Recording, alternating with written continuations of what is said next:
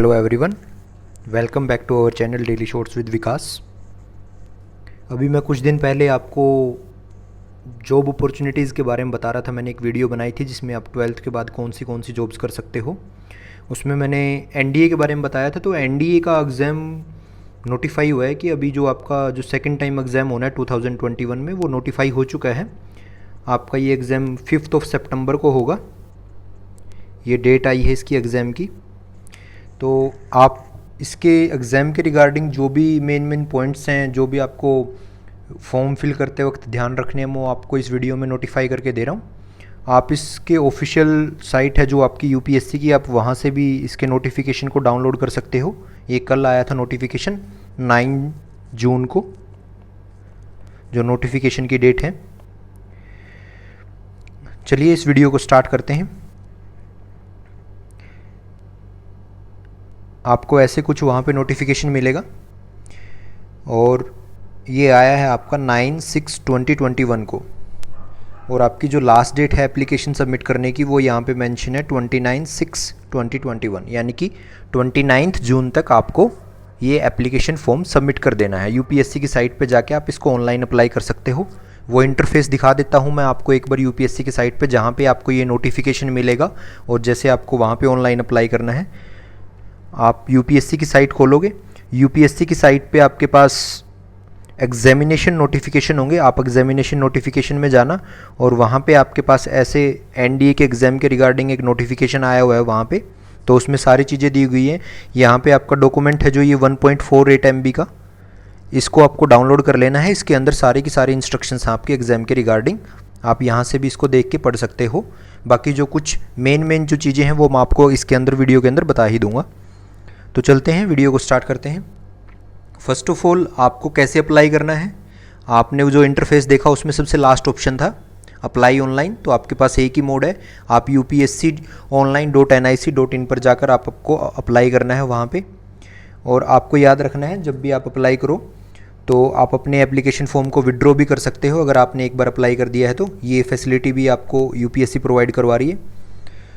जो इसके अंदर आपको जो आप फॉर्म फिल करोगे, आपको इसके अंदर एक फ़ोटो आईडी प्रूफ भी देना है। वो आप आधार कार्ड दे सकते हो, voter card, pan card, passport, DL, और आपके स्कूल के द्वारा कोई आपका आइडेंटिटी कार्ड बना हुआ, आप वो भी दे सकते हो। बस आपको ये याद रखना है कि जब आप एग्ज़ाम देने के लिए जाओगे तो वो वोटर जो भी आपने फ़ोटो आईडी कार्ड दिया वो आपके पास होना चाहिए। तो आप कोशिश करना कि ऐसा आईडी कार्ड दो जो आप हमेशा अपने साथ रखते हो।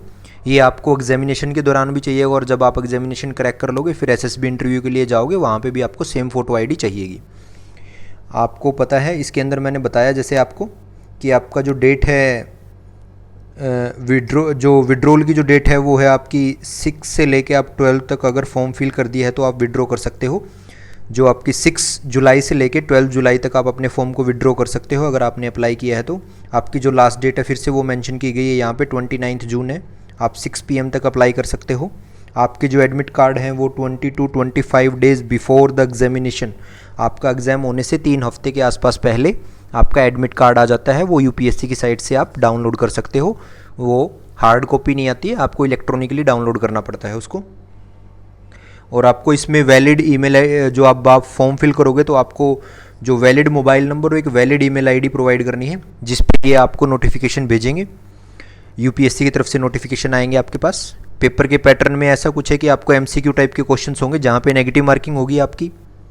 आपको ये पेपर आपका ऑफलाइन मोड में होता है, कंप्यूटर बेस्ड नहीं है, तो आपको इसमें ओएमआर शीट की फिलिंग करनी पड़ती है। और आपको ब्लैक पेन का यूज़ करना है, सिर्फ only black ball pen is permitted. आप कोई और पेन का यूज़ नहीं कर सकते यहाँ पे। फिर आपके पास अगर आपको कोई दिक्कत होती है तो आप इस टेलीफोन नंबर पे बात कर सकते हैं रिगार्डिंग एग्जामिनेशन। अगर आपको कोई दिक्कत है तो आप इन पे वर्किंग डेज जो टाइम दिया हुआ है यहाँ से 10 सुबह के 10 बजे से शाम के 5 बजे तक आप कॉल करके कोई भी अपनी क्वेरी क्लियर कर सकते हैं। आपके जो मोबाइल फ़ोन्स हैं वो बैंड है यहाँ पे। और आपके पास जो अप्लाई करने का मोड है, सिर्फ आप ऑनलाइन ही अप्लाई कर सकते हो। नेक्स्ट आपके पास जो एग्जामिनेशन की डेट है, जो एग्ज़ाम है वो आपका 5 सितंबर को होगा। ये डेट यहाँ पे दी गई है। और जो ये आपका कोर्स है ये आपका 148 कोर्स है, 148 कोर्स है ये आपका एनडीए के लिए। अगर आप नेशनल डिफेंस एकेडमी जाते हो खड़गवासला पुणे, तो ये जो कोर्स नंबर है आपका ये 148 है। अगर आप इंडियन नेवल एकेडमी ईजीमाला जो केरला में है, अगर आप INA जाते हो तो ये वहाँ पे 110 यानी कि 110वां ये आपका इंडियन नेवल एकेडमी का कोर्स है। और ये कमेंस होंगे आपके 2 जुलाई से 2022 से, क्योंकि इस पेपर के दौरान आपको पता है कि 1 ईयर का प्रोसेस लग जाता है। अभी आप एग्ज़ाम दोगे, फिर आप SSB दोगे, SSB क्वालिफाई करने के बाद फिर आपकी मेरिट लिस्ट लगती है। यहाँ पे जो वैकेंसीज़ हैं उनके बारे में बताया गया है थोड़ा बहुत, कि आपकी 370 वैकेंसीज़ हैं नेशनल डिफेंस एकेडमी में। उसमें 208 for army, 42 for navy and 120 for air force, including 28 for ground duties. इसके अंदर इंक्लूडेड हैं वो 28 पोस्ट जो एयरफोर्स में ग्राउंड ड्यूटीज़ के लिए होती हैं। बाकी बची होती हैं वो हमारी होती हैं, जैसे आप अगर पायलट बनना चाहते हो एयरफोर्स में तो उसके लिए नेशनल जो डिफेंस एकेडमी है ये उसकी पोस्ट थी। अब आप जो नेवल एकेडमी है उसके अंदर आपकी 30 पोस्ट अलग से दी गई हैं 10+2 कैडेट एंट्री स्कीम के थ्रू, तो टोटल 400 है। वैसे ये जो नंबर है, जो टोटल नंबर ऑफ सीट्स है, जो ये प्रोविजनल होती हैं, ये आप डिपेंड करता है एकेडमी में आपके पास जो कैडेट हैं उनकी पॉपुलेशन कितनी है। अगर वहाँ पे नंबर ऑफ कैंडिडेट सफिशिएंट हैं तो आप उसमें आपके पास जो वैकेंसीज़ हैं वो इसी हिसाब से रहती हैं। अगर आपके पास कैडेट्स लेने की अगर किसी एकेडमी की क्षमता ज़्यादा है तो वहाँ पे नंबर ऑफ कैंडिडेट्स फिर बढ़ा दिए जाते हैं। तो ये ऊपर नीचे होता रहता है, ये आपका हमेशा प्लस ही होता है कुछ ना कुछ इसके अंदर। तो 400 आप मिनिमम मान के चलो, आप आगे 450 500 तक जा सकती हैं ये वैकेंसीज़। और इसके अंदर आपको जो सेंटर ऑफ एग्जामिनेशन है वो आपको जो नॉर्थन इंडिया है उसके बता देता हूँ मैं, जैसे प्रयागराज, इलाहाबाद है, दिल्ली है, भोपाल, चंडीगढ़, पटना, शिमला, श्रीनगर, जम्मू, ऐसे ऑल ओवर इंडिया में आपको क्या है, ऑल ओवर इंडिया में आपको बहुत सारे वो मिलेंगे, सेंटर ऑफ एग्जामिनेशन मिलेंगे। तो आप ईजिली से अपना चूज़ कर सकते हो, प्रीफ्रेंस दे सकते हो अपनी। नेक्स्ट जो चीज़ है आपके पास एलिजिबिलिटी की बात करते हैं। आपको पता है कि एज लिमिट आपकी क्या है, जो मेन इंपॉर्टेंट चीज़ है एज लिमिट। आपकी जो डेट ऑफ बर्थ है वो 22 जनवरी 2003, 2 जनवरी 2003।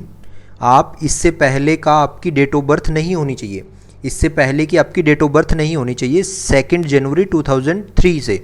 और आपकी डेट ऑफ बर्थ इसके बाद की भी नहीं होनी चाहिए 1 जनवरी 2006। तो आपकी जो डेट ऑफ बर्थ है इन दोनों के बीच में होगी तो आप अप्लाई कर सकते हैं, आप देख लेना इसी हिसाब से।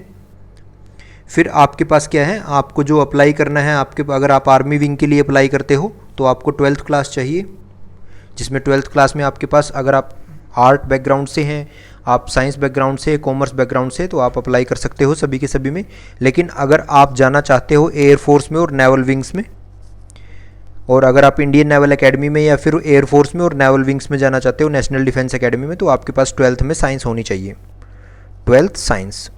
अगर आप एयरफोर्स और नेवी में जाते हैं तो 12th आपके पास साइंस वाली होनी चाहिए, जिसमें आपके पास फिजिक्स, केमिस्ट्री और मैथमेटिक्स सब्जेक्ट होने चाहिए। PCM जो नॉन मेडिकल वाले स्टूडेंट्स हैं वो जा सकते हैं।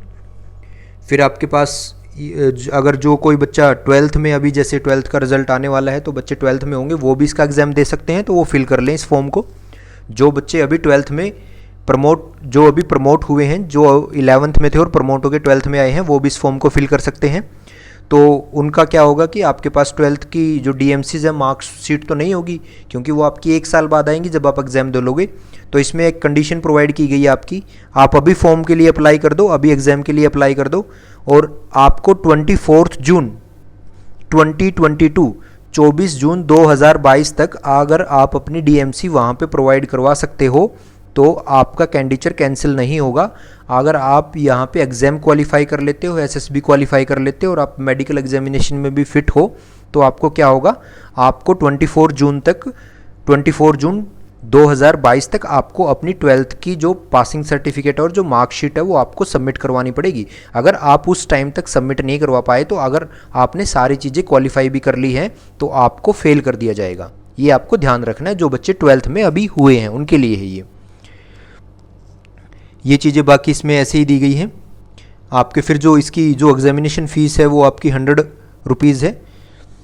और इसके रिगार्डिंग मैं आपको कुछ चीज़ें और बता देता हूँ, जैसे आपको जो फ़ोटो साइज़, सिग्नेचर साइज़ वो कैसे कैसे रखने हैं। तो आपको जो फ़ोटोग्राफ है आपका वो आपका JPG फॉर्मेट में होना चाहिए, फ़ोटोग्राफ जेपीजी फॉर्मेट में होना चाहिए और आपको जो डिजिटल साइज़ है वो आपका एक्सीड नहीं करना चाहिए। 300 केबी से तो ऊपर का नहीं होना चाहिए फोटोग्राफ का साइज़ और 20 केबी से कम का नहीं होना चाहिए। और जो उसका रिजोल्यूशन है वो 350 बाई 350 ये आपका मिनिमम है और मैक्सिमम रिजोल्यूशन आपके पास 1000x1000 ये आपका मैक्सिमम रिजोल्यूशन है। तो आपको जेपीजी फॉर्मेट और आपके पास साइज़ 300 KB टू आपका 20 KB टू 300 KB आपका साइज़ का वेरिएशन है और 350 से लेके आप 1000 ये आपकी पिक्सल वाली जो है इसके अंदर हाइट और विड्थ है, ये आपका इन दोनों का क्राइटेरिया है फ़ोटोग्राफ के लिए। और अगर फ़ोटोग्राफ अगर आप करवा रहे हो passport size photograph, recent passport size photograph करवाना, उसके अंदर आपका बैकग्राउंड या तो ब्लू कलर का रखना, जो बैकग्राउंड होता है यहाँ फ़ोटो में या तो ये वाइट हो या फिर ये ब्लू हो, दो ही बैकग्राउंड में आप फ़ोटो खिंचवाना। सिग्नेचर है आप सिग्नेचर को भी आपको जेपीजी फॉर्मेट में अपलोड करना है, उसका साइज़ भी ऐसे ही है 300 KB से लेके 20 KB इसके बीच में आपका साइज़ होना चाहिए। और जो आपका रिजोल्यूशन है सेम जैसे आपका फ़ोटोग्राफ है वैसे ही रिजोल्यूशन होगा उसका 350 पिक्सल्स तक। और आप ऐसे अपने सिग्नेचर को भी अपलोड करना है वहाँ पे आपको। फिर आपके पास जो फ़ोटो आइडेंटिटी है आपकी वो देखो, अगर आपने जो फ़ोटो आइडेंटिटी प्रूफ आप दोगे उसमें क्या है आपको पीडीएफ प्रोवाइड करवानी है उनको, पीडीएफ दोगे आप उसमें और उसका साइज़ आपका 300 KB से एक्सीड नहीं होना चाहिए और 20 KB से लेस नहीं होना चाहिए। आपको जो आइडेंटिटी प्रूफ दोगे आप उसको देना है आपको पीडीएफ फॉर्मेट में। पीडीएफ फॉर्मेट में आपको पेमेंट करने के ऑप्शंस आप क्रेडिट कार्ड से, डेबिट कार्ड से, नेट बैंकिंग से, आप किसी भी चीज़ से पेमेंट कर सकते हो। अगर आप चालान से पेमेंट करना चाहते हो तो वो सिर्फ आपकी एसबीआई बैंक में होगी। अगर आप चालान से पेमेंट करते हो तो वो सिर्फ आपकी एसबीआई बैंक से चालान के थ्रू आप पेमेंट कर सकते हो। और इसके अंदर बस इतना ही था हमारे पास, जो मेन पॉइंट्स थे मैंने वो आपको हाईलाइट करके बता दिए।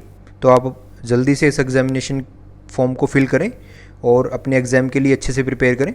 अगर आपको वीडियो अच्छी लगी तो लाइक करें, अपने फ्रेंड्स के साथ जो भी एग्ज़ाम के लिए अप्लाई करना चाहते हैं उनके साथ शेयर करें वीडियो को और हमारे चैनल को सब्सक्राइब करें। Thank you.